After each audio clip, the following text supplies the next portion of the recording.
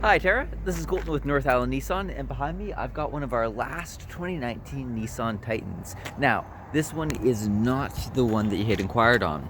That black one, T19019, did actually sell to a fellow in Vancouver, and it's going to be getting delivered this weekend.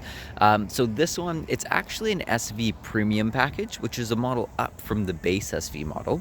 So with that black one, it didn't come with a ton of features. It was power locks, windows and mirrors, cruise control, Bluetooth, air conditioning, and it did come with power mirrors, which is up from the base model as well. So it kind of had your basic features. Now, one of the nice parts about that one is it did have a bench seat in the front.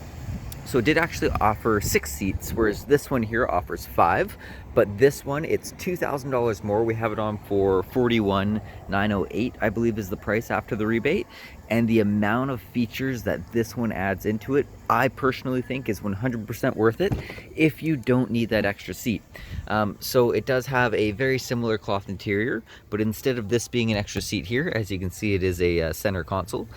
So it's a full center console. You get a really nice armrest with it.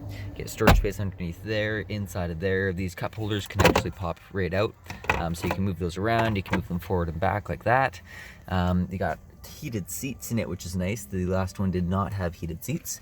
It does have a push button start. This one also adds a button on the outside door handles that you can use to lock and unlock the vehicle, so you never need to take keys out of your pocket. There's a dual climate control, backup camera, and even map and navigation too, so this adds a ton of features. But I'll go around to the driver's side and go over a few more of those. Give you a shot of the door.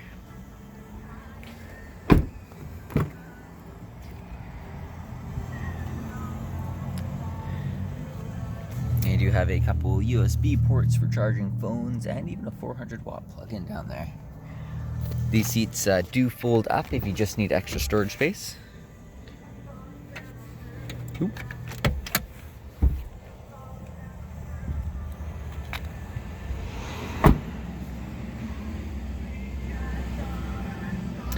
It's called the SV Convenience Package, I think. It does have a tow hitch down below, and it does get the 4 and 7-pin wiring up above. There's backup camera and backup sensors, so it will beep as you're backing up. Give you a shot of inside the bed.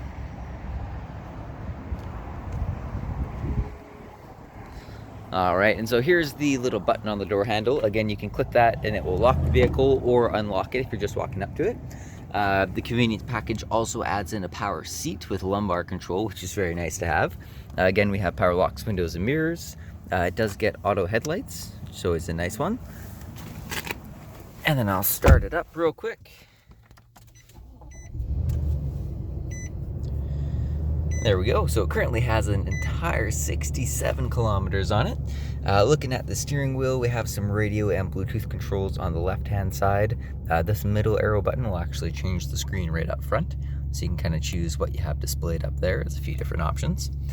On the right-hand side of the steering wheel is the cruise control. And then just to the right of that is the gear shifter.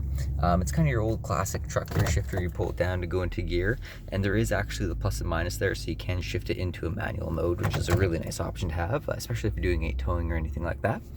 On the center console, again, we do have map and navigation there, so you can pull that up.